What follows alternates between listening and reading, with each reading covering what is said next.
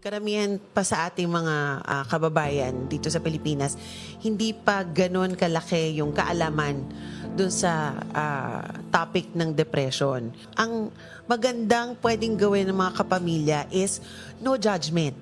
Bigyan ng safe space. We always say that for everyone. Kasi hindi mo naman alam kung sino sa mga kapamilya mo may pinagdadaanan eh. Minsan nakangiti.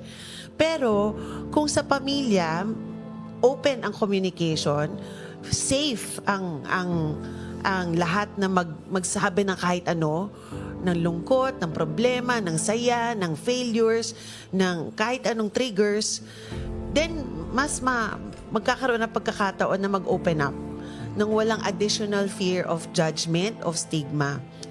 Sabi natin, ang ginagamit talaga sa pakikinig ay puso. No, putting ourselves dun sa katauhan nung isa, nung may nararamdaman.